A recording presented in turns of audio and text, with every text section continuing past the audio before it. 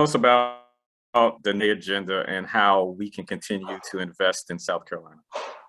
So there are a lot of things. So South Carolina is historically, let me say it this way.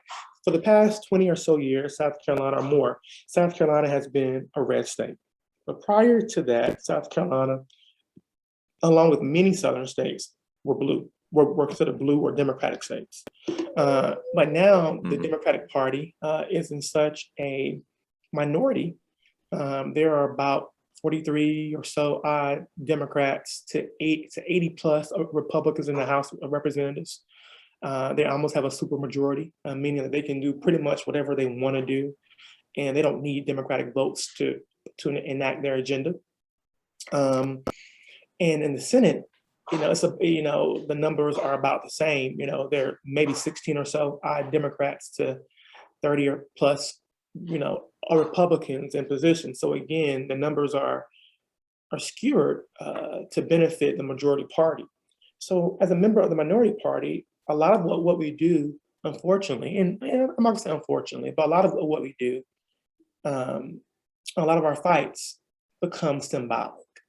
And what I mean by that, I can talk about wanting to expand Medicaid all day, but until I have the votes to expand Medicaid and provide every person, with access to healthcare in our state through the Affordable Care Act or Obamacare, it won't make a difference. I can talk about the need for us to address the high rates of Black maternal mortality in our state, but until we can convince enough folks in the majority to do those things, it's not going to matter. We can talk about the need to address issues such as educational inequality in our state, but until we're able to convince enough folks in the majority to do those things, policy-wise, it won't matter. But the thing about it, and the thing about what we're doing is that we're not just fighting, and this is me personally, I'm talking about what I'm doing personally. I realize that I'm not just fighting a policy fight, I realize that I'm fighting a moral fight. I'm fighting a righteous fight. And so even on days when I get discouraged by the lack of action, when I get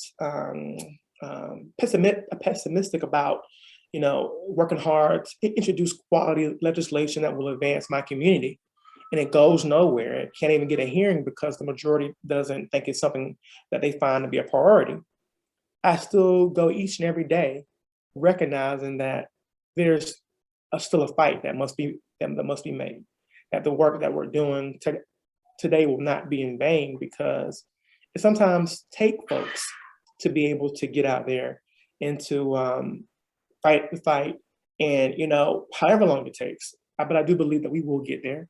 I think history has shown us that sometimes progress can be slow, but we will get there. I think Dr. King said we will get to the promised land.